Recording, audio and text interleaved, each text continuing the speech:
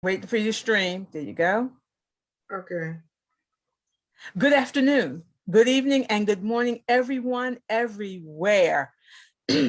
We are in, excuse me, depending on where you are, we are 6 days away from Christmas. Or do you call it Xmas? You know why we celebrate on the 25th of December? Or do you celebrate January 6th? I am your co-host, Ambassador Lisa Parks, and welcome to Africa Online TV. Now, if you're tuning in on Facebook and you want to be a part of the conversation, come on over here and join us on Zoom at 514-199-854. That's 514-199-854 on Zoom. And you can be a part of the conversation along with us. And now for the editorial, my co-host, Nia-san. Good day, greetings, and welcome to today's show. Yes, Ambassador Lisa, I prefer Christmas to Xmas. There's nobody called Mr. X in this particular case. So let us stick with Christmas, please. Thank you very much. Sunday, December 19, 2021 is the 353rd day of the year 2021. Yes, in just 12 days, the year 2021 will be referred to as last year. It is the 51st Sunday of 2021 on the 52nd week of the year. We have had the fall, that is, Europeans call it autumn. We've had the fall season, autumn in Europe. Now we have 89 days left for that. So, it is the 89th day of fall. And believe it or not, in 2 days, Ambassador Lisa, I always call you because you live in Philadelphia and it's very snowy out there in winter. So we have 2 days till winter begins.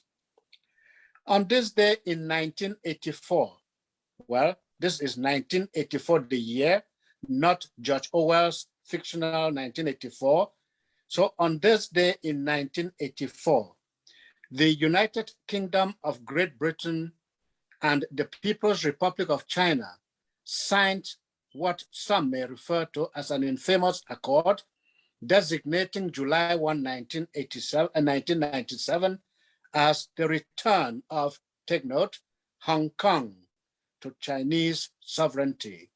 Some people call it a day of infamy because the people of Hong Kong have since returned to a system of government they grew up not knowing. But that is politics, that is another story. We are not into it. On this day, on our Sunday afternoon, our day called Sunday, it is an afternoon in some parts, it is evening and night in Africa itself, but Africa Media Corporation is neither signing an accord with anybody, nor handing anything over to anybody, except, of course, rejoicing over something you'll be hearing more about during this unscripted broadcast. So Africa Media Corporation is celebrating the flow of water in its first sunk borehole. Remember Operation Borehole 55? You sure do. That ambitious project through which Africa Online Media Corporation wants to sink 55 boreholes in the 55 countries of Africa is alive and not just doing well, but doing very well. The boreholes are meant to provide potable water to 55 communities in the 55 countries of the continent. Water flows from the first of such projects as we speak.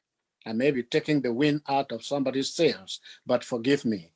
It surely comes as a surprise Christmas gift to the beneficiary community in Sierra Leone. That is a country on the west coast of Africa.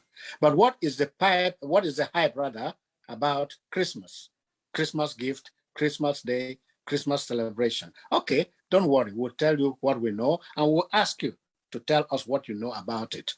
It happens to be the topic, what is Christmas, on Africa Media Corporation this afternoon or this Sunday night. And whatever we think about it, 6 days in time, and we will be on that day called Christmas Day. Christmas G.K. Chesterton tells us, is built upon a beautiful and intentional paradox that the birth of the homeless should be celebrated in every home. Take note, the birth of the homeless, he was born in a manger, should be celebrated in every home. Christmas Day, December 25, Christians say, or some people tell us. But what is Christmas? Many have always asked. Some sources say, quote, Christmas is celebrated on December 25 and is both a sacred religious holiday and a worldwide cultural and commercial phenomenon. As our topic of discussion this week, we framed it around a neutral premise, teasing your brains to see and hear what comes to your mind when you hear that word, Christmas. It may be just another word in the dictionary, but human beings have, for centuries, celebrated that day on December 25. To some, it is just another day, as we've said, on the calendar.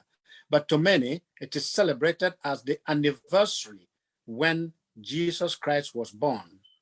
Christmas in itself is coined from what Christians know and celebrate as Christ's Mass. That is two words, Christ with a possessive Mass. A Mass by itself is a celebratory event in honor of something or in honor of somebody, like in this case, in honor of Jesus Christ. So with that in mind, is Christmas a religious event or a cultural festival? Depending on the shoe you wear, you will take one or the other. To Christians, therefore, it is a celebration in honor of the birth of their founder, Jesus Christ of Nazareth. To the rest of the world, it is a cultural feast Christians hold annually to honor their Lord and Savior, Jesus Christ of Nazareth again. Whatever humanity has come to make of Christmas, the fact remains that no matter the period on the calendar, no matter what day, no matter what it is, December 25 and the week or fortnight preceding that, or even a month preceding that, there is so much attention, so much preparation, and so much celebration. The atmosphere is festive from north to south, east to west. It is also a period characterized by the most gift exchange of the year. But has the gifting stolen the solemnity and the holiness of Christmas? We invite you to join Africa Online Media Corporation, and whatever your belief system, please discuss it without any emotions. Just give it your all, your academic understanding of what it is. We will take our microphone from Maryland to Houston, Texas, where Reverend Palm, the chairperson of Africa Online Media Corporation, is waiting to welcome all of us on board this discussion. Good afternoon. What is Christmas to you? Reverend Palm, over to you. Thank you so much, Nia Song. And I'm assuming those flowers in your background are from your beautiful wife. They better not be from somebody else. Like I always tell the people on this show, you've been married for 100 years to the same woman. So, but thank you so much. And of course, Ambassador Lisa, I mean, this show is not glamorous without you. Thank you so much. And I see Brother Ronald and Brother Michael are back today. You are welcome. Thank you so much for all your contributions. Thank you so much. You know, you will never be able to fathom the life that you have transformed with your contributions on this show.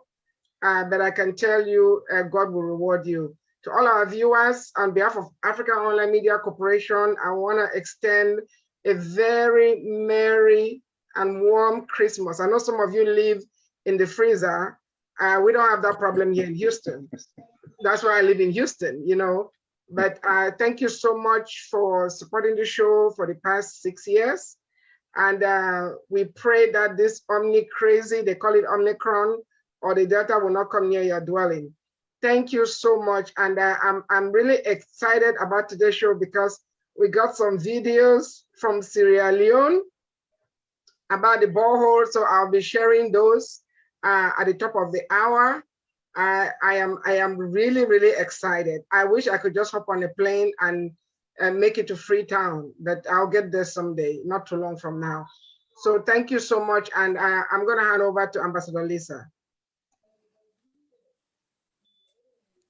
Thank you, Reverend Pam. Welcome again, Reverend Michael Bannerman Hyde. So glad for you to join us again. We appreciate it.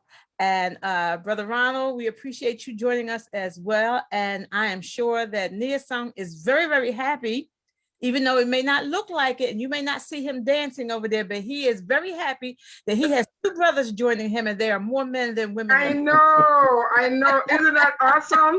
We need more brothers on this show. We need more brothers. Usually he is the only man, and he's always outnumbered by the women. Yes. But a couple weeks, he's been holding it down with the brothers. So thank you all for joining us. Today, we're going to talk about Christmas. And as I said earlier, is it Christmas or is it Xmas? And why do some people call it Xmas? And you might be surprised to find out why. It is not because we're trying to X Jesus out of the picture. But a lot of people don't study, a lot of people don't read, and a lot of people don't do research. But we're going to investigate all of that, and hopefully we'll enlighten some of you today with our thoughts and our topics on Christmas. As it is said earlier, this is an unscripted show, so we're just going to have some conversation. We're just going to talk among ourselves. We're going to have some table talk, and we're just going to chill. So Christmas. And I said earlier, do you celebrate it on December 25th, or do you celebrate it on January 6th or January 7th? On which calendar? So let's talk about some of that. How many people know that there is 2 dates for Christmas? Did anybody else know that Christmas is actually celebrated on January 6th? I did not know that. That's news to me. Wow. In UK, it's called Old Christmas. It depends on which calendar. Are you going from the Gregorian calendar, which the Greek Orthodox do? So even the Greek church here in Philadelphia celebrates Christmas on January 6th because they go by the old calendar. In UK, it's celebrated on January 6th. It's either 6th or the 7th, depending on, I think they have shortened that. They have a shortened calendar. So like we have an extra day in leap year. So it's either January 6th or January 7th that there is when Christmas is officially celebrated, because that's what they called Old Christmas. Ambassador Lisa, let me just interject here, not to dispute what you're saying, but just to say, when you mentioned January 6th earlier, my mind went straight to the infamous events of January 6, 2021. So that was my thinking. I did not think of Christmas at all. She didn't think about it either. So let's not talk about January 6th. I was going to say January 6th. Oh, no, I was not thinking. No, not at all. So, yes, I've done a little research. Matter of fact, when I was in Nigeria 2019, I was there for Christmas time. And that was my message. I had an opportunity to preach in several churches, and I talked about the meaning of Christmas. Why do we celebrate on the 25th? Does anybody know why we celebrate Christmas on the 25th? Well, it's a good thing this show is unscripted. I don't know why we celebrate it on the 25th, but I know that it is not the birthday of our Lord and Savior Jesus Christ. It's the anniversary of the birthday, because nobody really knows the exact date. Unlike Easter or Resurrection Sunday, that is undisputed. So we Christians, we celebrate December 25th as the anniversary of his birth. So that would be my response to that. Or, I tell people all the time, Christmas, just like you were born, so was Jesus. He was born sometime. We may not know because the Bible does not tell us exactly. Day, but he does deserve to be celebrated and worshiped. So whether you choose to celebrate it December or January, or you choose to have Christmas in July, and that's just not a shopping day, whatever, we're celebrating the birth of our Savior. So according to the Roman calendar and the Roman Catholic Church, the Annunciation Day is always March 25th, which they say is the day that the angels came to Mary and told her that she would give birth to a baby named Jesus. So they added 9 months. And they calculated from that point 9 months, which was December 25th. So how many babies, Ambassador Lisa, let me interrupt you. How many of your boys stayed in your stomach for exactly 9 months? Some come out a week before, 2 weeks before, a week after, a day after. That's why it's an estimation. It's not the exact date. True. Yes, I think both of my boys were born. My youngest two, I think, were born on the due date. I'm not sure about the oldest one. He's a little hard to remember. That was 45 years ago. But the younger two, I think they were on there, especially Christopher. Christopher was on his due date, which was December 10th. So that's one of the reasons that December 25th was chosen to be the celebration of the anniversary of the birth of Jesus, because it's 9 months after the Annunciation, even though the Annunciation also is not given a direct date in the Bible. It's just that and I don't know why the Catholics picked that day. I'm sure that there is some reason I have not had a chance to discover. I left 20 something, 27 years ago, so I can't remember. Oh, and I've never been Catholic other than I was studying Catholic. some of the I traditions. even wanted to become a Catholic nun. So I am a reverend sister, but I'm not a nun. So, and interesting, since you brought that up, and I'm not going to get off the topic, but I did not know that nuns were not nuns forever. Priests are priests forever, but nuns are not. Okay, let's change the topic. Let's come back to today's topic, because we're about to open up a can of worms, and we're not going on that path. So I've thrown out some little tidbits here. So let's get some conversation going and some thoughts. So Reverend Michael, what is your thoughts on some of the things that I've just shared? He's muted. Yeah, he's going to unmute. Yeah. Okay. Personally, I don't have any preference or critique or anything about celebration. The only celebration that I know is a fact. It's my birthday. It's your birthday. Now, are you sure about that? Are you sure? Because are you sure? You were just told by your parents. That's when you were born. My parents were educated enough to just show me where I was born, my birth certificate, and then my baptismal certificate, which I carry along with me. So if they are lying to me, then they will not bless them in their grave. No, they won't be lying to you. The two of them met when I was somewhere in the ether world. But I have not actually, for me, I always go to the essence of a celebration more than the exactitude of a celebration.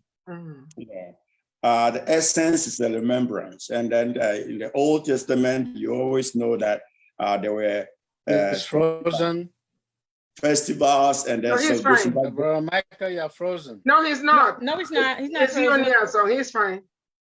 Yeah, that God even told them to remember. This is a celebration. This is a festival. This is something for generations and generations to come.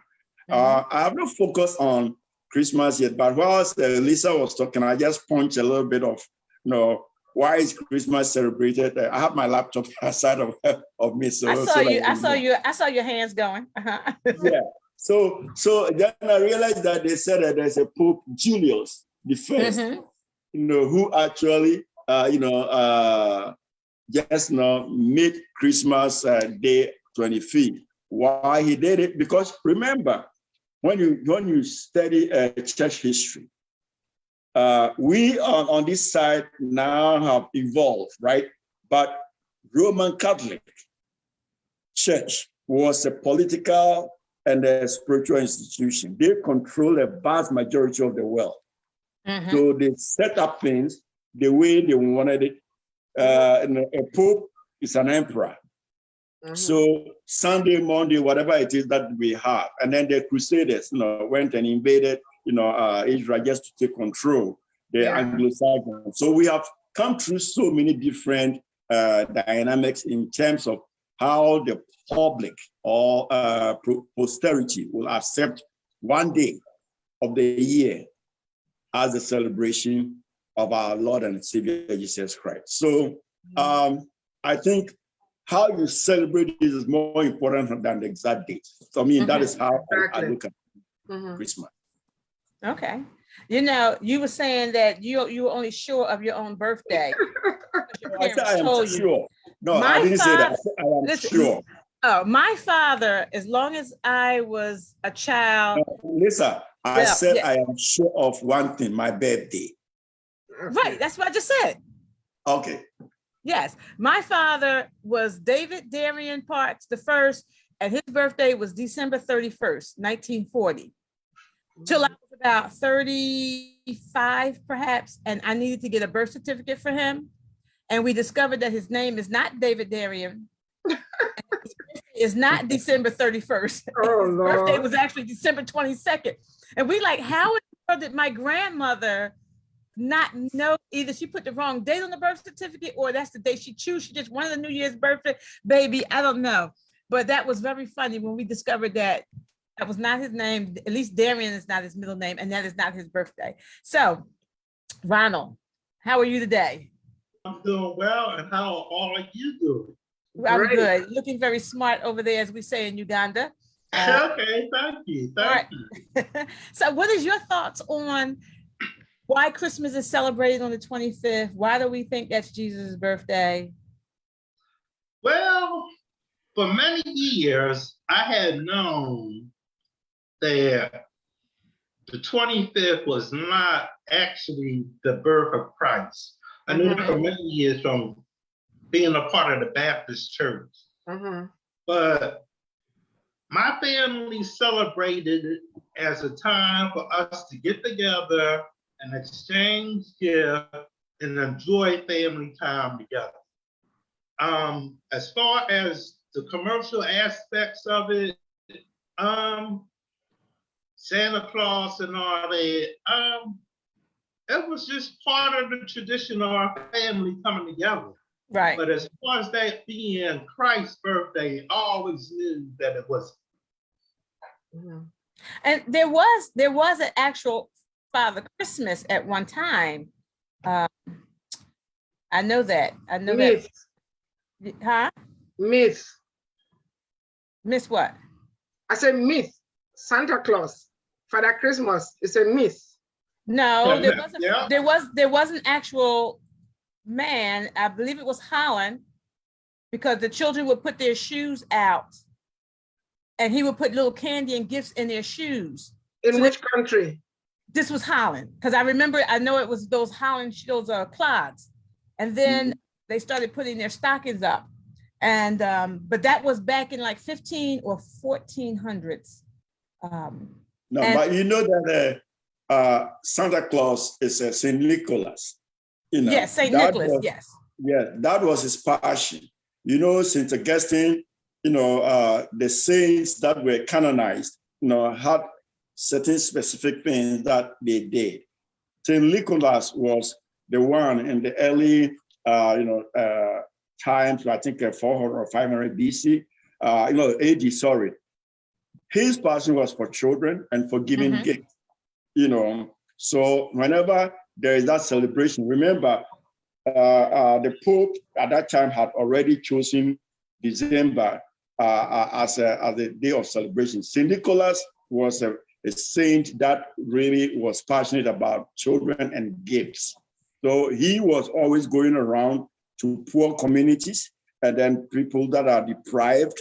And then he would drop, at their door, something small for. So he was doing that in his lifetime.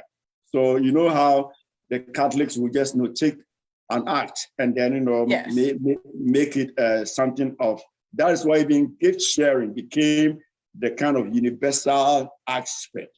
So when you talk about Santa Claus, it's St. Nicholas that have been turned around, is that like he comes. They just quote and unquote just said he comes and leave a gift at the door or maybe in the chimney. Yeah, I don't know when the chimney came into play.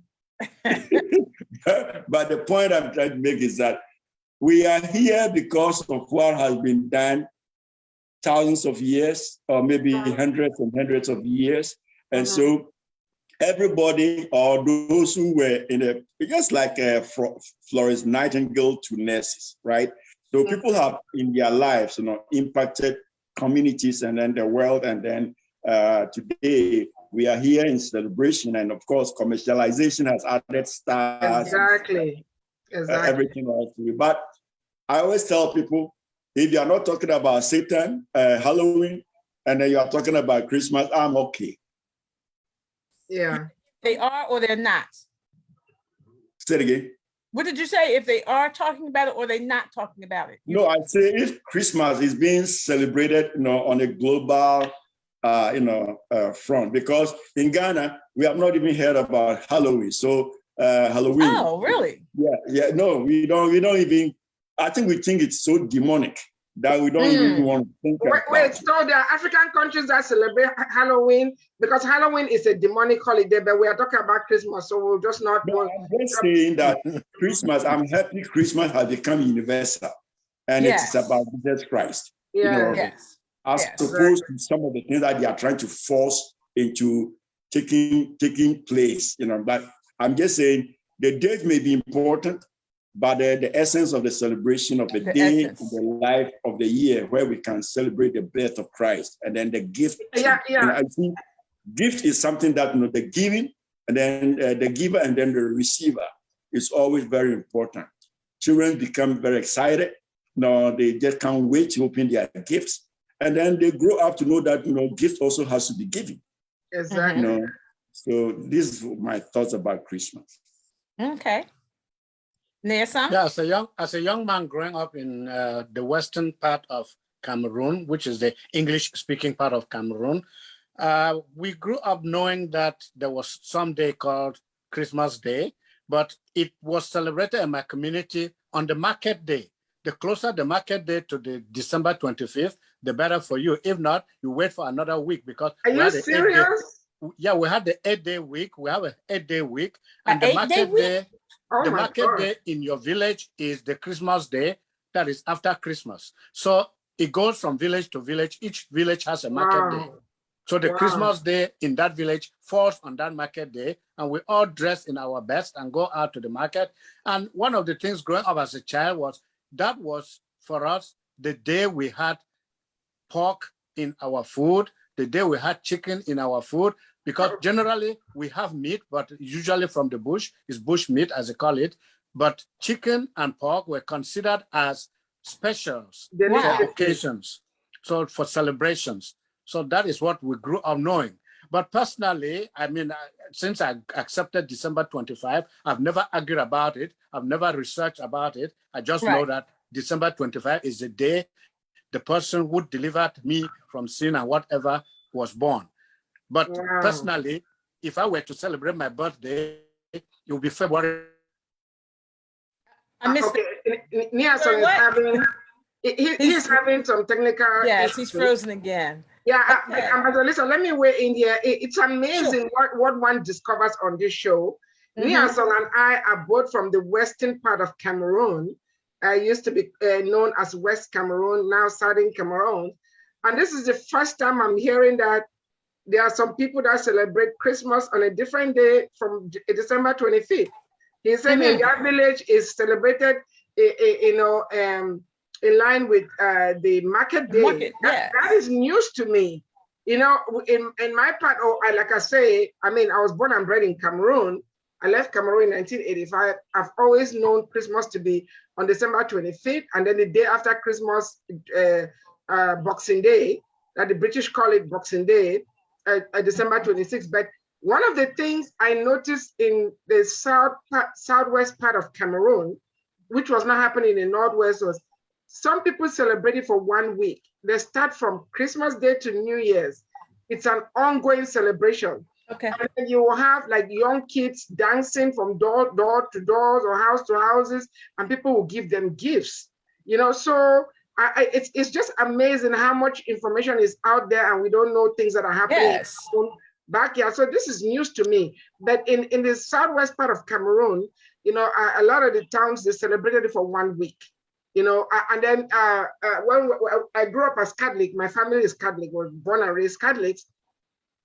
Christmas Eve, we usually have a mass on Christmas Eve, not on Christmas Day. As I'm a Pentecostal now, we have Christmas Day service on Christmas Day itself, not Christmas Eve.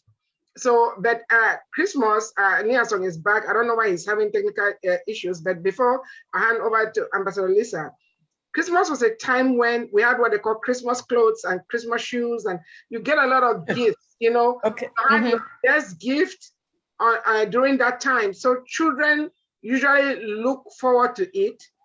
My own experience was different because we always had meat or chicken or fish, you know, that did not only come on Christmas Day, we always had that. So I'm blessed that, you know, my dad made sure we always had, you know, a balanced meal. But the gifts, I'm telling you, the gifts were something to look forward to. I mean, we had gifts like when we're going back to school or your birthday, but let me just say the group gift or the household gifts, everybody got a gift for Christmas. So that was something that, I mean, as children, we always looked forward to it. Christmas clothes, Christmas shoes, you know, Christmas gifts. It's just a happy time. And it's a time when, you know, people usually reach out to touch someone, to bless other people. Some people can go all year and they don't give anything to anybody, but when it comes to Christmas season, they bless other people. I want to also say, it's a time where in business there's something called CSR, corporate social responsibility. A lot of corporations, you know, bless people, especially toward the end of the year, so they could write it off on their taxes. Okay. So, that is a time when, you know, you see a lot of, you know, benevolent acts going on. So, Ambassador Lisa, I don't know if so you might want to unmute and finish your thoughts, and then we'll go back to Ambassador Lisa. Thank you. The fact is that I changed locations and I realized I'm having technical problems and I can't move back to my former bunker, but I will continue here. I hope this will not continue to happen. Yes, I think I was talking about what we do on Christmas Day or whatever the season. It's always in December, and we'll always know that it is at the end of the year. And as I said, we have special food. It is also exceptionally one of the days when we eat rice because our staple is pounded cocoyams, pounded yams, plantains. But on Christmas, there's a bowl of rice for every kid and everybody in the company. Rice and stew. Yeah. Right. So Interesting. yeah, rice and stew. Yes, rice and stew. Now, I thought most Africans ate rice all the time. So while I was in Nigeria in 2019, that's what we had for Christmas dinner. They made the biggest rice, and I'm like, you know, I was sitting in the living room and I could see the table in the kitchen, in the dining room, and I was like, what is that piled up on the plate so high? Well, my host had made a plate for me, and the pie was so high, I thought it was like a cake or something. Oh my God. There is no way in the world I'm eating that much rice. She kept saying, no, you must eat. I'm like, a handful. I kept showing a handful. That is a portion for me. This is all I'm eating. And me and her in the kitchen, we fighting. She trying to put rice on the plate. I'm trying to take it off because I didn't want to waste it because I didn't know who was coming over.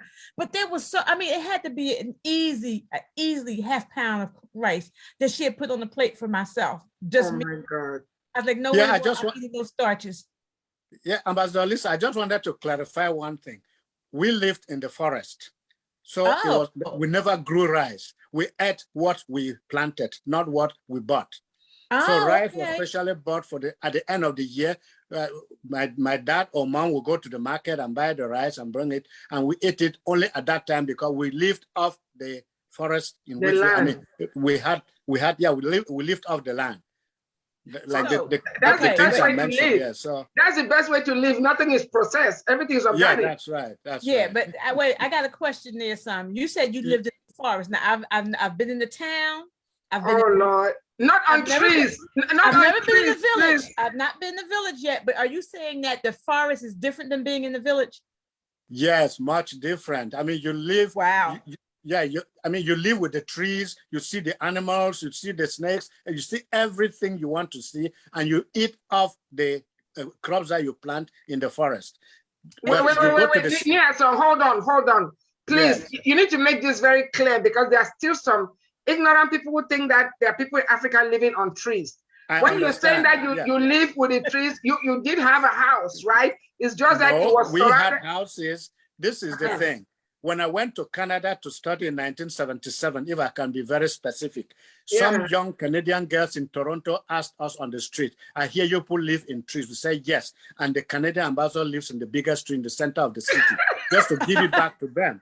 The fact is we live in houses built by ourselves, not built by anybody else. We used the trees in the forest to build our houses. We used thatch to cover the roofs and so on. So people should know that even though the same people live in the forest, they live in houses built out of brick, out of trees, stems. Like here, what was happening here? The old days. Where was Abraham Lincoln born? In a log cabin.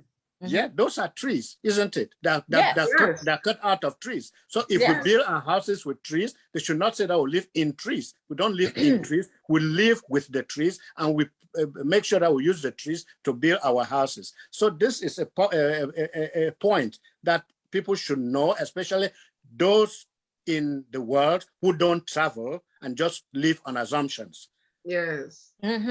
Yeah, and it's better to live among the trees, even though I stay away from trees in this country because of possums. I had never seen possums in my life. Possums. I can't stand them. I mean, the first day there was some hurricane here, and I screamed. My pastor had to pray for me because I'd never seen a creature like that. So I don't hang around trees here, but it's good to live in the trees because the trees will take up all the carbon dioxide that you're putting out and give you oxygen. And give you oxygen, yes. And yes, I'm sure you guys were very healthy. You never really needed to go to the hospital most of your life, right? Very, very, very true. I mean, the highest you can have is a malaria fever, and you drink, there's grass, there's grass that we cut and boil and drink, and we get well. No hospitals. We grew in, we lived with nature, so to speak. Okay, that's a very interesting point. I did not know that. We're very healthy. You didn't find people weighing 150 to 250 pounds. No, my people were all slim people, no fat bellies, and so on. No additions on their skins. Wow. Okay. Anyway, we're talking Christmas, and I'm happy that we're in the season, and I'm very happy to know that it is not just because it is Jesus Christ, it is because we had to have something to fall back on to accept that this is a reality which guides us, which sustains us, and which keeps us going. So that is my take on Christmas. Christmas is a very welcome phenomenon in my life. It's good that I got to know it, and it's good that I'm living it. And back here today, my kids, they all come around on Christmas. Either they call you or they send you a card, and the Christmas spirit is worldwide, and it's live in the world. That's family. Right. Yes. Each family. Awesome. Yes. So Christmas. Now, since we're going that direction, I want to go back someplace in a minute, but I want to ask Reverend Michael about Christmas in his country. I don't know if you lived in the village, you live in the town, but we're going to talk about Christmas in Ghana. How was Christmas celebrated in Ghana? Unmute. Yes. Okay. Well, everyone was contributing to Christmas, and I was smiling to myself. December is the month that every child behaves very well. Oh. As if those other 11 just disappeared. Yeah, 11 gifts. You cannot be stubborn. When you are sent, you are running. When you are asked to do any chore, you are just because your eyes are on Christmas, the gift, and then the brand new clothes, and then the shoes, and then they ask us to go around, dress up very well, go to the neighborhoods, and then house to house to just go. And sometimes we sing, and then they give us money, and then they give us biscuit. There is a particular biscuit. They are just round like that with something in the hole in it. I know exactly what you are talking about. I know they sell it here in the cracker aisles. I came across it once here. I know exactly what you are talking about. In fact, one day I went to Giants and I said, oh, look at how these Americans don't know that this biscuit is almost our treasure. I mean, know, nostalgia. They'll give us a lot of them. And then when we come home, we are to just almost like currency. No, you want to just know how many you got. So we will start counting them, and we don't just know, like eat them or chew them, whatever it is, so quickly. We'll be preserving them. 26, cherish them. Cherish them. It is our treasure, and I think that moving forward, the dish has always been chicken. And even though at times, we eat chicken, but Christmas, every house is smelling good. Every neighborhood, the whole smelling. The scent is just festive, and every parent wants to make sure that their house. And my favorite part of chicken is the neck. Oh, are you serious? I don't like bones. I don't know why, but every time, because they always we didn't remove the skin, so they will put the legs, the feet of the chicken, and they just cut the nails. They just press it, and then they just one down, one up, and that is my thing. If you don't give me any part of that chicken, you give me that. Oh my goodness! The chicken, I never even heard. I just recently heard of and saw chicken feet, but now you're talking about chicken necks. Yes, and that was my favorite part of the chicken. Oh my God! So Michael, so you're one of those people that like to struggle to eat because that's all bones, and chicken feet has no flesh.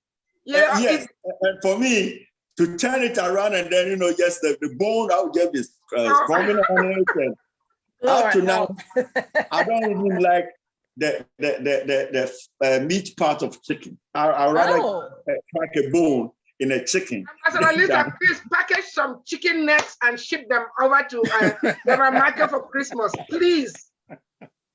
And then I am.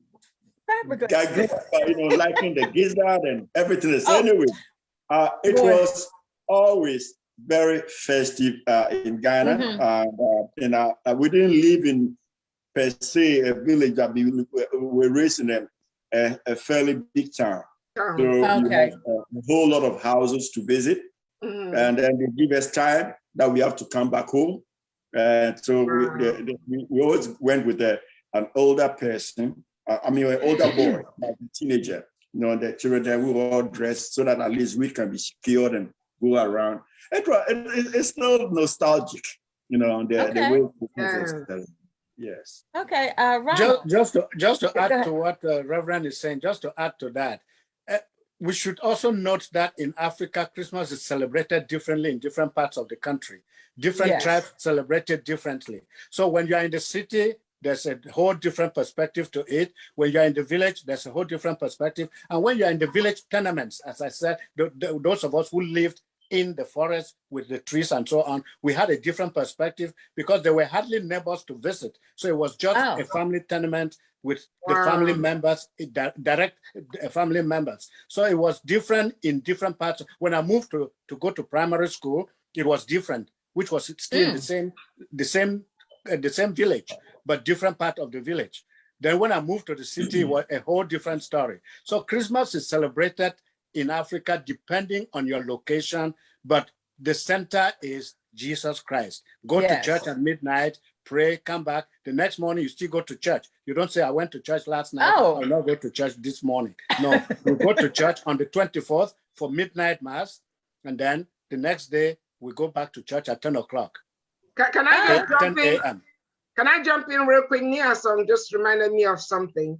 He's right about that. Also, culture contributes a lot on how people celebrate. I'll give you an example. I'm from a tribe, a notorious tribe named Bali in Cameroon. They are warriors, and we have this festival. You can look it up on the internet. It's called Lela, Lela, and for, time immemorial, during Christmas, it's not happening now. It's not been happening for a few because of security challenges and instability in the region back home. But people look forward to that festival. I'm talking about even people came, tourists. It was a touristic event from all over the world to participate. Really? Okay. My tribe was the only tribe that was allowed to, every household had guns. And the guns were used for dancing. We dance with the guns and shoot them in the air.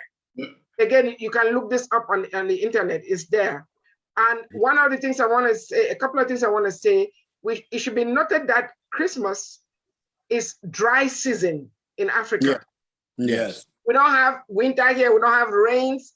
Right. So a lot of diasporans travel home every year for Christmas. Yes. Every year. I'm telling you, as we speak right now, even what is happening back home, there are people that go home every Christmas. They will shy away in the summer because it's rainy season. It's really difficult to get around. So that's one of the things that Christmas to me, my most cherished moment is family time. We always get together. And this year I'm not hosting, but I'll be traveling to one of my siblings who is hosting. We always spend Christmas together. It is so much fun. We have a lot of fun.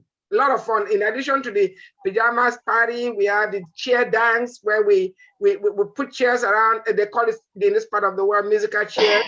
Okay, yes. Yeah, sometimes some of my siblings want to cheat. We play a lot of games, and the only challenge is there's too much food. So everybody gains like 10 pounds. It's too much food. Too much, it's ridiculous. But Christmas is such a healthy time. But it's also, I want to say, as we celebrate Christmas, let's remember those who don't have family members. Yes. Who don't want to celebrate it, because a lot of people go into depression during this time of the year. So I know, Ambassador Lisa, you were going to call Brother Joseph, but I didn't want to just forget when Nelson was talking. I thought about the Layla thing. I wanted to mention that. Okay, I want to look that up. Yes. So, Ron, I believe you're an American, correct? Yes, my father's from Haiti, though. Oh, okay. Your father is from Haiti? He came to the United States in the 1930s as a teenager. Wow. Okay. So have you been to Haiti? I have never been there. And my father, he has suffered from diabetes, so he died at a young age. Okay. Wow. He died in 1967. But you can use the internet and social media to track your relatives in Haiti. Okay, I'll try doing it. Put it there. There's still somebody who is alive who knows a first cousin or a relative that is still there. It'll be good for you because that's where you're from. Right. Yeah. Well, my dad is from there. So that's your part of your lineage. That's your part of your genealogy and your lineage. Okay, I follow you. So you're from America like I am. So I want to talk about some of our Christmas favorite meals and traditions, memories later on, but everybody else has jumped in there and started talking about it. So, and I can't ask you about how Christmas was celebrated in your country because you're from here. So tell me about one of your favorite Christmas memories from a child. Okay. My favorite Christmas was back in 1970. That's when my mother, every Christmas and holiday season, she would make a big feast. She would have a big meal. And she would cook a capon, a duck, some potato salad, collard greens, jelly coconut cake, a whole big spread. And we would have, I don't know, some people don't drink alcohol, but we would have alcoholic beverages too. And we got a lot of toys and clothes. And the reason why that was my favorite Christmas, because that's when my mother and father, my stepfather got me a Dustin chair, because I always wanted to be a businessman when I grew up. So they got me a Dustin chair and a typewriter. Oh, okay. I worked on that ever since then. So when I grew up and as I got older, my first job was a clerical position as a clerk typist. Of course. Yeah, so that was my closest experience of getting into the business and corporate world.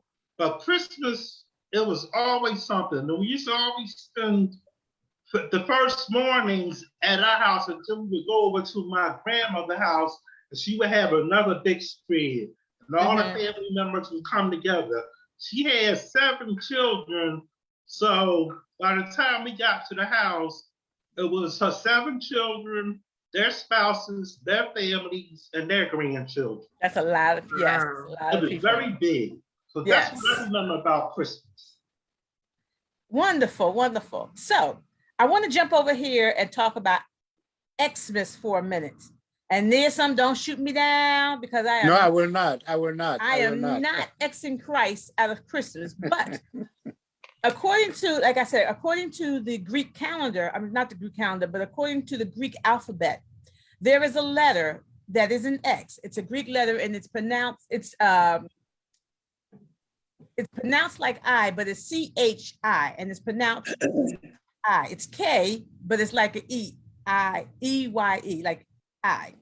And it is the first letter in the Greek alphabet, or it's the first letter in the word Christ or Christos. So, and then the second letter was a P. So when you see the P and the X together, that represents Christ. Now, I don't know how the P got X'd out of the X, but when you put the P and the X together, it actually was spelling Christos or Christos, or however you depend. I don't speak Greek. I don't speak Greek. I don't speak Greek at all. And I always struggle with my Greek language, but that is where the X came from in the Xmas. So it's not that people were trying to X Jesus out of Christmas, but they were using it for the Greek alphabet. So a lot of people don't know that. So when I shared it, they were like, really? No, that's, you know, when you ask people, why is there X in Xmas? They say, oh, because they're trying to take Christ out. They're trying to take, you know, make it a secular holiday. Conspiracy theory. But X is actually a Greek language, as a Greek alphabet in the Greek community. I am going to ask my pastor about that. He has a master's degree in Greek and Hebrew. Really? Wow. Yes. Okay. That's wonderful. So yeah. also a master's degree in Greek. And Hebrews. Oh, in Hebrew. Okay. I would say because Greek and Hebrew usually go together. Yeah, he has a master's degree in Greek and Hebrew. Wonderful, wonderful. So so that was my little take on the Xmas. Yes, Ambassador Lisa, thank you very much for that clarification. I grew up knowing that they were Xing Christ out of Christmas. So yes, and I've grown up with it for all my life. Yes. And well, because most of us here in the country, and we're only dealing with Christians or people who are like us, who don't come from other languages or other countries, we always think that's what they're doing. So even when I do my Christmas cards, I always write keeping Christ in big letters and then MAS, keeping Christ in Christmas, you know, yes. Because one, like I said, it's so commercialized. People are running around. When I was working, you would always see the parents running around the mall, dragging these babies, yelling and screaming at them because their children can't keep up. They got all these bags. And I was always saying, it's never the child's fault that you had to bring your children. I never had to take my children shopping until they were older. I always had somebody to leave them home with. But you find parents dragging around and they're frustrated and they're angry and they're mad because they have to buy these toys, but you don't have to buy toys. No, you don't. You should be teaching your child what Christmas is really all about. It's about the Christ child and not your child. So we're almost at the top of the hour. Please, can I share this good news before? Because it's going to take some time. We have a few videos to show. Okay. And we have to play the anthem, or else Ambassador Lisa is going to file, you know, a petition. Yeah. I'm going to be okay this time because I know we have a lot of things. No, we'll play the anthem. That's what I'm asking. If you can start sharing like 7 minutes ahead of time. Yeah, Reverend Pam, after the top of the hour and so on, can we, given that most of you are people who wear robes or preach the word, can we go to that commercialization of Christmas? Can we talk a little more about the commercialization of Christmas after we share what we are sharing? Sure, you are the main anchor. We can. So yes, you can take over. Let me go to I am just so excited about what I'm about to share. God is too faithful, because some people are gonna have a wonderful Christmas. Okay, hold on, give me a second here. Let's see. Okay, let me know when you can see my screen. See all your emails. No, those are not personal emails, so those are Africa Online. I don't care what you say. Okay. Okay. I will not dare share my personal email on the show. Okay. All right. So I am going to play them in sequence. Okay. Okay. I did not pull the one from last year, the event last year. This is just from this year. Okay. I think I've shared this one before, but just bear with me. So wait, hold on a second. No, hold on. Wait. Let's see here.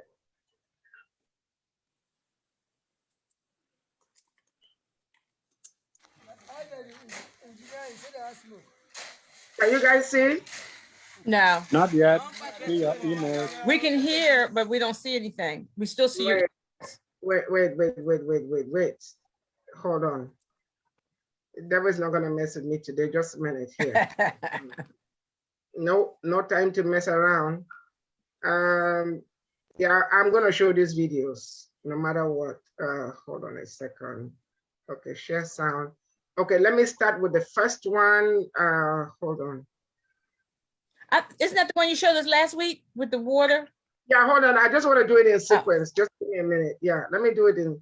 Let me do it in sequence. This is important so that those who did not catch it, I didn't show this last week. It was when. Okay.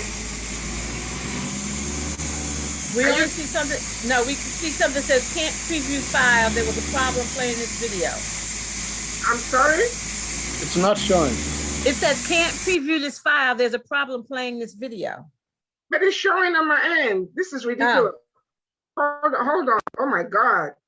I need to show this. Hold on a second. Hold on. The Lila. Hold on. Let me go to the MP. Let me give me a minute here. I have to share this, please. I have to, because this is important. Okay, let me share one that hold on. Okay, so while you're looking for that, I want to ask Nia some a question, because he kind of got frozen. Yes. That Chris, you have an 8-day Christmas. You have an 8-day week. Did you celebrate, guys, whenever it shows? Can I interrupt when it shows? Sure. Yes, okay, sure. Yes. Okay, so Nia, I'll probably interrupt you when you are speaking. Just no problem. Bear with me. No problem. Yes, I just figured while we wait. I wasn't sure. Did you mean an 8-day week or 8-day celebration? No, 8-day week. Sorry, 8-day week. Okay, no, that's what you said. So what is an 8-day week? What is an 8-day? Our week begins from one market day to the other market day in the same village. So each village has a particular market day. Okay, the video is coming up. Oh, should I continue to speak? Be speaking until you see a video. Are you seeing a video?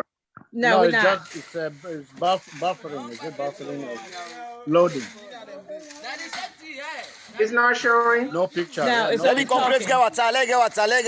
Sorry? Yeah, Concrete the go. Let get water. No, we cannot. Yeah. You cannot see. Okay, keep speaking. Then when Sure. the video, let me know. So, Ambassador Lisa, the fact is, our days are not tied to Monday, Tuesday, Wednesday. Our days have names from the village, and for each village, there's a market day. So, and it goes round 8 times, then it comes back and starts again. So the market day may be a Sunday. We know that it's Sunday, we'll go to church, then we'll go to the market.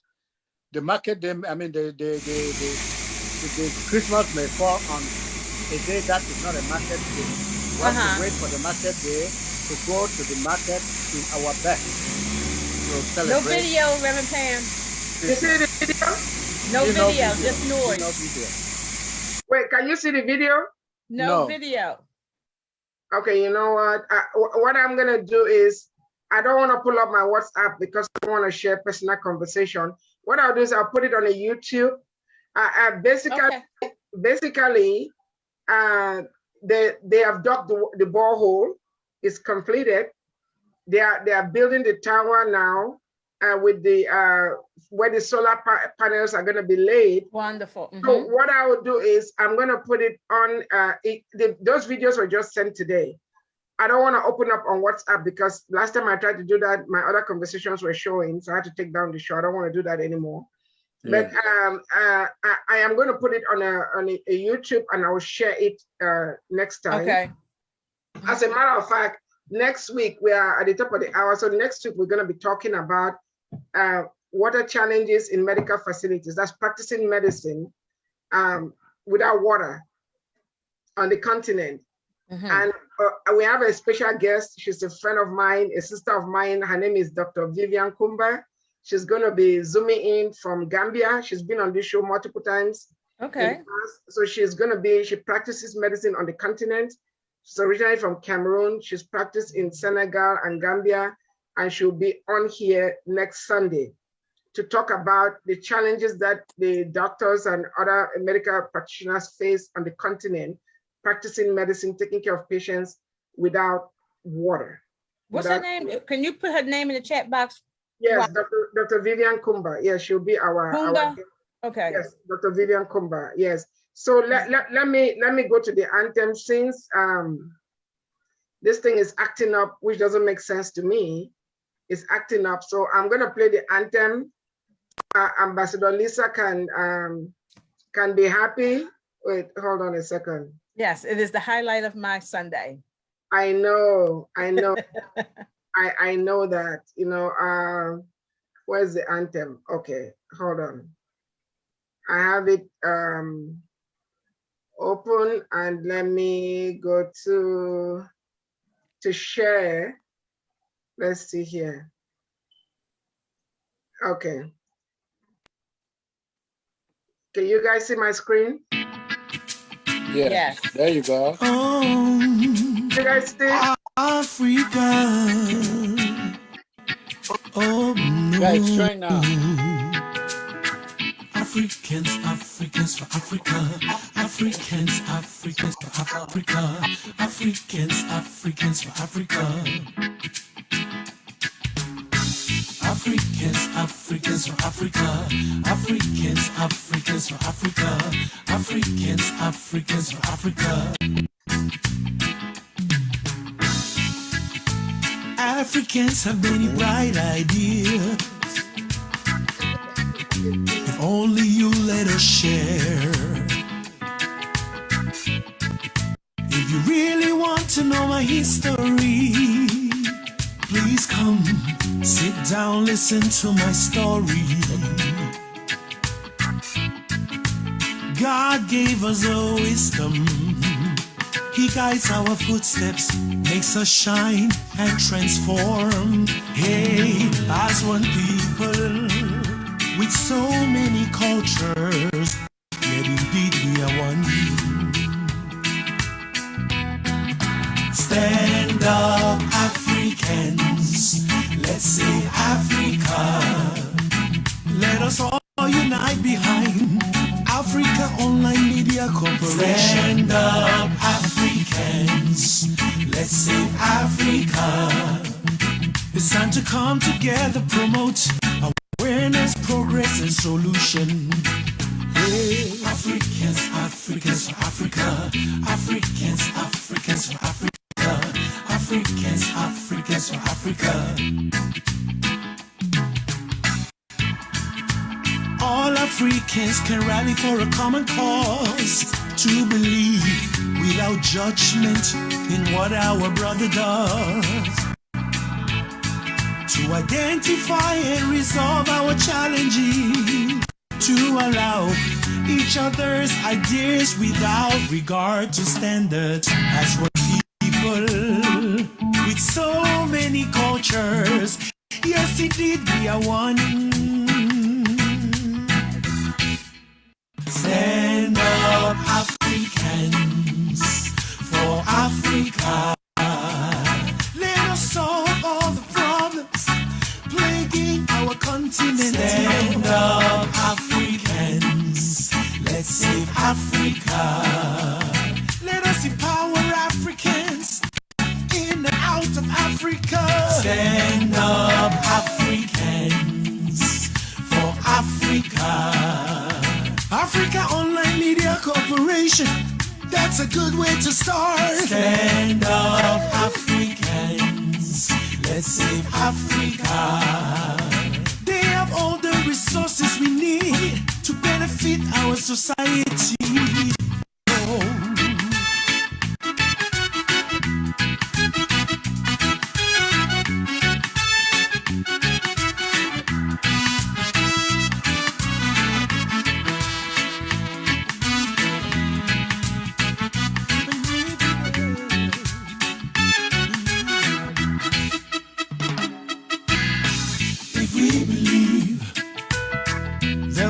Education for everyone. If we believe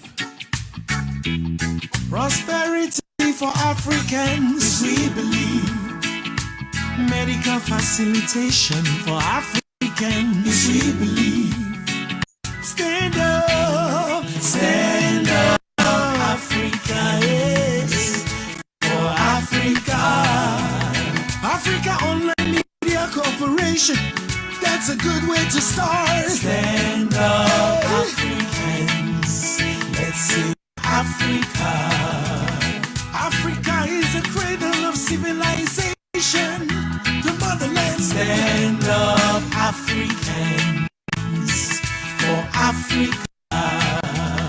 We were enslaved not because we were weak, but because of our hospitality. Stand up, Africans. Let's save Africa. Jump on the Africa Online Miracle Jet. Don't be left behind. Stand up, Africans, for Africa. Together we shall succeed. Together we will win. Stand up, Africans. Let's save Africa. We are writing our own story, the truth, and we shall tell it to the world. Stand up, Africans, for Africa. No more lies. Africans own Africa. No more lies. Africans own Africa. No more lies. I think I should try to. Hi, I'm Dr. Brian. I think I should try to share that. Anyone with arthritis. Which one? I think I should try to share that thing again. Can you guys just give me one more minute and see? Because it will really be nice. I really don't know why that thing was not showing. I really don't, you know. I mean, it's not today I started sharing screens. Are you guys okay? While I'm trying to do that, let me just say this. We'll put the videos in sequence. That's fine. We're gonna put it in sequence. With the first video from this clinic last year that was submitted, the follow-up videos, and it's in progress. So I just want to say this, Ania Song and Ambassador Lisa will continue, but after me, Ambassador Lisa will talk about the borehole, and Ania Song will say it in French. You know, I am really, really elated. This borehole is the best Christmas gift to me. Because when the Lord tells you to do and distractions come left, right, and center, you're wondering, was it the Lord who said it, or was it your head that said it? You know, and trying to do this from here in a country that we're not from, it's not been easy. As Ambassador had mentioned before, our first country was Somaliland, but the facility, which was already solar powered, was earmarked by UNESCO. So the government did not allow us to use that. Remember, we can't just go into a country and dig a borehole. We have to talk to the government and the community. So anyway, I am really, really grateful to our administrator on the continent, Mrs. Mafani. I texted with her today. She's not able to be on because of Wi-Fi connectivity problems in Cameroon, but she's been working so hard. As a matter of fact, the engineer who is digging this borehole is a former colleague of hers, and he is not getting paid. He gave up his pay because he was just so moved by what we are trying to do. So we're only paying for the other parts of it. That's why he's able to do it for $11,000, which is what we had raised. But the borehole is completed. It's unlocked. The tap that the community is going to access is already been installed. You will see all that next Sunday. That's what I was trying to show you. I got them today. Unfortunately, I don't want to open my WhatsApp. You know, I can do it easily from the WhatsApp, but I'm not going to open my WhatsApp. But then they are concreting the tower right now, where the solar panels are going to be placed on the same tower that is going to carry the tank that's going to hold the water. We don't want to depend on local electrical grid. We all know, to borrow the term of Professor Olusola, epileptic power or energy. We don't want to depend on that. So it's epileptic. Yes, that term, I heard that from him during our brain bank.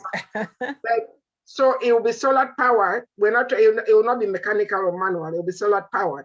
And the engineers are going to teach the community leaders on how to clean the solar panels, make sure dust doesn't crowd it and receive enough sun, and also how to take care of it. But the borehole is secured; it cannot be compromised. That was very important to us. This community it has 6,000 households.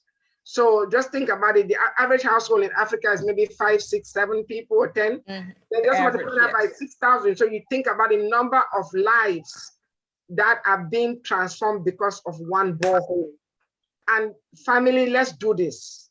We can do this. So it's not just the maternity clinic where women can now come and have babies and in a clean environment. The borehole is right there at the premises of the clinic.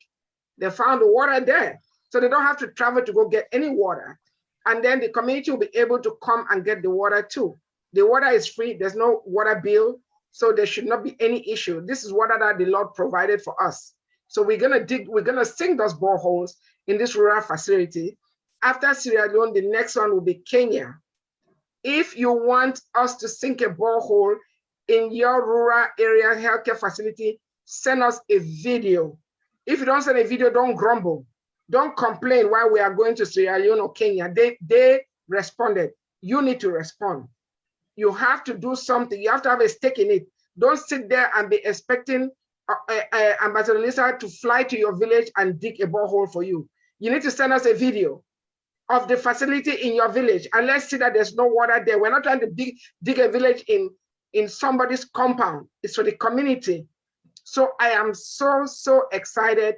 Again, next week, we're going to be talking about the challenges of practicing medicine without clean running water. And my beloved sister, Dr. Vivian Kumba, will be our special guest, zooming in from Gambia. I encourage everybody to zoom in. If you are a medical practitioner on the continent, please zoom in and tell us your story. If you don't have access to running water, let us know. We're not going to stop until we sink at least 55 boreholes in 55 rural medical facilities in the 55 AU member nations of Africa. So Ambassador Lisa, take it away, and then Niasa will come and speak in French. Thank you. Yes. So as Reverend Pam has shared about the borehole, we are all very excited. It is time for us to plan another online virtual fundraiser so we can get ready for Kenya. Was it from the video that I sent, or do we have more than one Kenya video? There is 2. Oh, okay. There are 2. Anyway, Kenya, I'm very happy about. So we need to jump on this. We need to get ready. We need to begin to raise that money for Operation Borehole 55. And if you would like to help us sink boreholes in the continent of Africa, in the different countries, help us. Go over to our website, AFRICAOnlinetv.org. You will find a place to donate, or you look under projects and you will find the Operation Borehole story there. And you can make a donation of any dollar, pound, rand, naira, whatever monies you have, we will take it all. All the donations go towards the borehole project. There's no administrative fees. And we're going to begin to pray that we find an engineer in Kenya who will donate his time as well, so that our borehole will not cost the extravagant fees that we have been getting. But we can't do this without you. I know that a lot of you on the continent live without clean running water. You send your children to that river every morning to get a bucket of water or that 5-gallon jerry can of water. And that is all the water that you have for the day. But wouldn't it be nice if we help our brothers and sisters, our daughters and our mamas there to be able to go to a tap and get some clean running water that will not give out their children dysentery, that will not give their children some kind of disease. So help us, join us again at AFRICAOnlinetv.org. Make a donation, $5, $10, it does not matter. You can make a contribution every month. You can do it every quarter. However you do it, we appreciate it all and we thank you in advance. Nia-san? Merci beaucoup, Madame ambassadrice, si je peux le dire. Nous vous invitons, chers auditeurs, de nous joindre à Africa Online Media Corporation pour donner votre peu de sous pour qu'on puisse continuer le projet d'adduction d'eau dans les divers pays africains. Nous sommes en train de faire ce qu'on appelle Operation Borehole 55. Il y a 55 pays en Afrique. Nous voulons construire des points d'eau potables dans chacun de ces pays. Ces points d'eau seront connectés à des centres de santé pour que les femmes ne donnent plus naissance aux enfants sans l'eau. Donc, nous vous prions de donner, va sur notre site web, africaonlinetv.org pour votre contribution. Nous vous remercions et bonne fête de Noël qui viennent dans 6 jours. Merci beaucoup. Over to you, Madame Ambassador. Oh, real quick, our CFO is not here, she traveled, but 100% of your donation is tax deductible. We're a 501c3 non-profit organization. Like Ambassador Lisa will always say, there are no administrative fees. 100% of what you donate is going to the borehole. As a matter of fact, the borehole has a special account just for the borehole. And that account is being managed by our CFO, Reverend Solange. So she would give you a tax receipt if you want one. You know, she'll give it to you so you can write off your donations. But I would just want to encourage everybody, give a gift of water. Our theme for that event for this Operation Borehole is water is life. I said during that event, besides air, you can't really do without water. You know, so reach out and just bless somebody. You know, a lot of us waste water when we are brushing our teeth, yes. We just, washing dishes.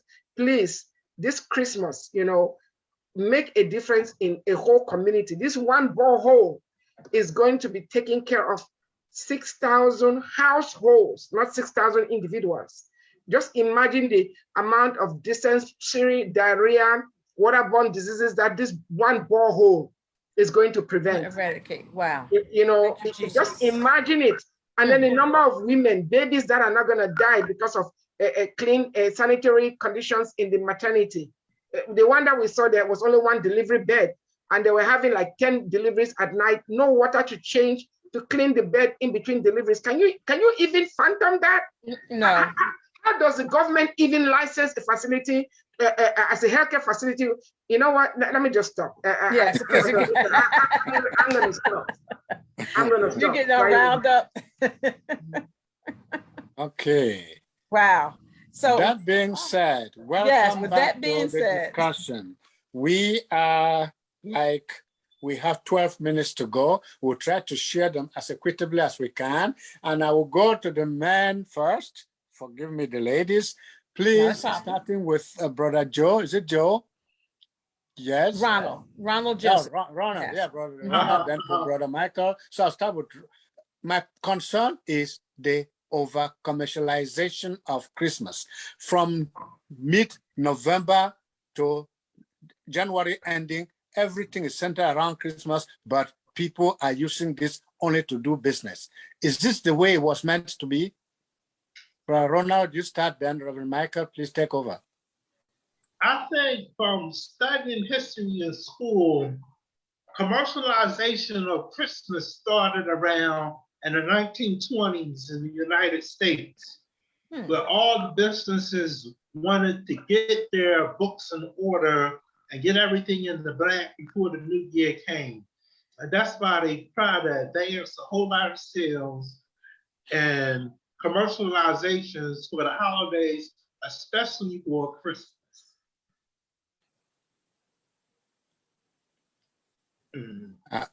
Apparently, I'm frozen again. Ronald, I'm sorry, not Ronald, Michael. Okay. Okay. Well, I'm of a business mindset, so forgive me. No problem. I think This is healthy. We need a healthy diversity. The world, there's one thing that the world has adopted that they accept, they don't reject, but they feed off on that. It is Christmas. So I think sometimes you can barely stop the bulldozer, when it is grinding down the rocks and then clearing the road. Sometimes it becomes a little bit like they keep on pulling it earlier and earlier and earlier, and people are worried about it. But the point is this. I thank Ronald for sharing that it started, in 1920, which I didn't know. But the point I'm trying to make is that it is our Christmas. The essence of it should not be lost by those who Christ belongs to. The essence. Yes. Churches are done. We have to actually expand. I think Christians should expand our ability to share, to look for specific things that we have to do to at least share Christmas from our own perspective as a gift, to the world. Going to church on a private level and then coming back to actually complain about commercialization, I think we can't stop that. But what are we doing? What's one specific thing can a church do to impact the community in giving? Yes. As Christ gave himself for us. So I think that we can tap into the general atmosphere, of Christmas, and then the preparation, and then make sure that at least we rest over the world, and then show that Christmas is for us more than it's for you. What are we doing? Maybe adopt a home, senior citizen home. Christians should just do something big for them, a party for them. There is something going on in Ghana right now. There are several FM stations in the big city in Kumasi. Every year, this is what they do. On the 24th of December and 25th, they are one radio station, another FM station that I listen to, Oyeripa. They are sharing 3,000, African wax print, 3,000 for widows. They are giving orphans, clothes and shoes. They are cooking a big meal, and everybody is going home with a half, I think 5 kilos of rice. And it is not only that radio station.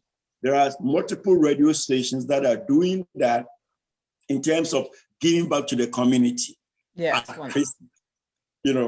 And I think that everybody, of course, I sent my $50 to them, just so that at least they can use it the way they wish. It is very exciting. And when you see the video of widows dancing, dancing to that festivity, and then the children and the orphans dancing. If all Christians were doing that, replicate that, I won't say duplicate, replicate that across the board, I think that, Christ will be smiling at us, because it's not only going to church and then doing the church thing, which you have been doing 52 weeks, but giving back to the community. I believe, will be a fantastic thing to change the face of Christmas. Yes. That's what we have to do about commercialization. Thank you so much. Reverend Pam? Yes, I'm sorry I had to step away, but I want to thank everybody once more for participating and sharing your experience. It was just so amazing listening to all the childhood memories and nostalgic experience, and even realizing that, which is something we already know, but the foreigners and oppressors drew lines. Among us, we are all one. The way they celebrate Christmas in Ghana is the same way they do in West Cameroon. So we are brothers and sisters, and we need to remember that no matter what our zip codes are, for this Christmas, I just want to urge every single individual under the sound of my voice, bless somebody. One of the people that you can bless are the people that live under the bridges, the homeless. Give them a blanket. It's freezing. Mm-hmm. You can buy a blanket for less than $10. Mm-hmm. I think some dollar stores even sell blankets. Just spend $10. I'm not asking you to spend $10,000. Just buy a gift, whether a turtleneck or a pair of socks from the dollar store. Drive in your city, yes, and just go under the bridges and just bless somebody. You don't need to come out of your car. There's Omicron out there. I'm not, wear your mask, wear a glove if you must. But just $10. Yes. Go out there. Just imagine how many people will be helped this Christmas. Yes. If let's just say 1 million people do this. I mean, we are 7 billion plus in the world, just 1 million. Yes. They do this. Buy a pair of socks, buy a sweater, buy a blanket under $10. I'm not asking you to spend more than $10. Those of you who can spend more than $10, do so. And go bless somebody under the bridge. Thank you. Yes, sir. Thank you, Ambassador Lisa. We're not yet doing a round of the table, though. Okay. Okay, that's why I apologize. That's fine. That's okay. Well, let me just say this other fact. In the 17th and the 18th, I did not know that, but Christmas was not allowed to be celebrated in America. The Puritans didn't allow any celebration of any holidays, but in the 17th century, the English-speaking people began to celebrate Christmas, and it was a time to get drunk. And they gave gifts on the New Year day.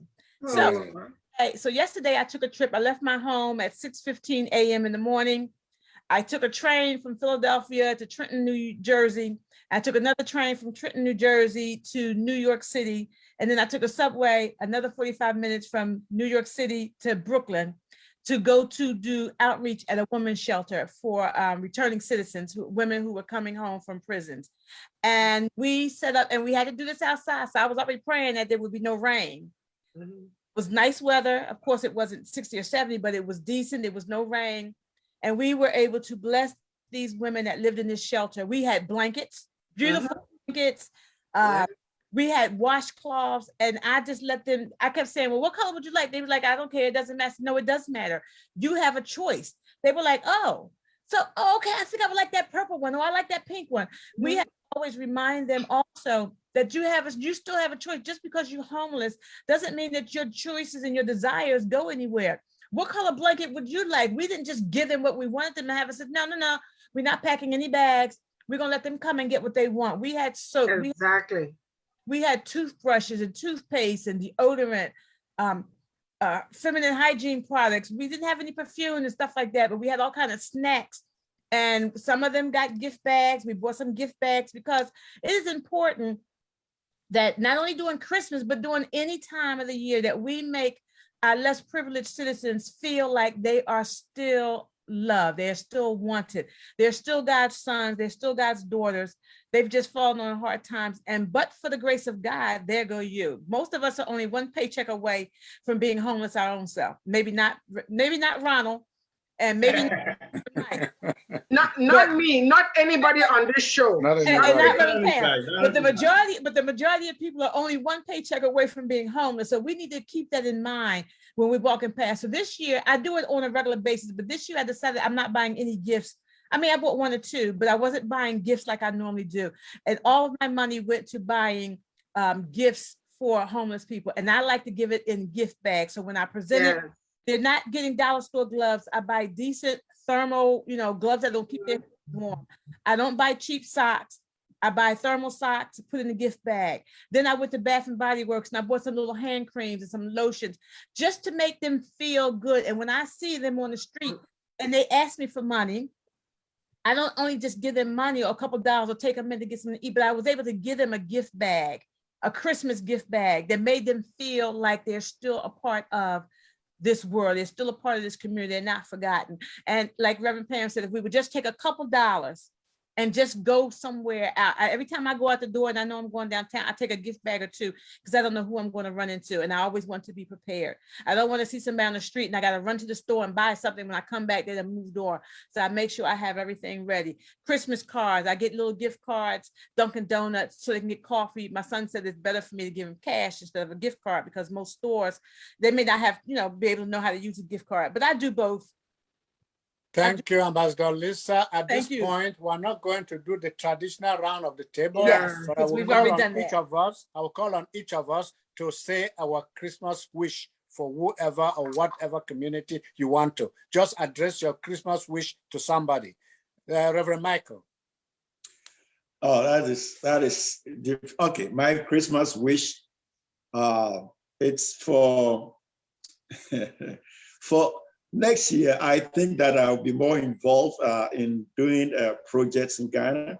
I'm putting together something with, about water for life, and I'll just adore that maybe around January, February. That will be something sustainable. So that's my Christmas wish. Wonderful. Thank you very much, Brother Ronald. Yes, my Christmas wish is for next year also that I be more a part of the Commission for African and Caribbean people, immigrants, to help them get themselves together and act as a commissioner, because they're looking for commissioners right now. So I want to be a part of that. Wonderful. Ambassador Lisa. Well, my Christmas wish is for the diaspora to get in touch with your roots, know where you come from, connect, because it's all about relationship. We need to be in relationship with one another. We need to love one another. We need to care about one another because we do need each other. Reverend Pam. So before I do my Christmas wish, I want to do a shout out to one of my brothers, Dr. Bobga Fomunung. Today is his birthday. I love you. You rock. You are amazing. You are such an amazing human being. Thank you for being who you are. My Christmas wish would be for all Africans and people of African descent to come online, Africa Online Media Corporation, so we can solve our own problems. That's right. Raise awareness about issues that affect Africans, seek solutions to those issues, and make progress. Let's start working together and not in silos. So. Thank you very much. And while wishing that the pandemic goes away so that we have the way to go forward and do the things we do most, I want to go back to that lady I quoted from the beginning, G.K. Chesterton, who says, Christmas is built upon a beautiful and intentional paradox that the birth of the homeless should be celebrated in every home. Merry Christmas to all of us. Please take care, and we'll see you next next Sunday. All right, bye-bye. Bye-bye. Merry Christmas. Thanks. Merry Christmas. Bye.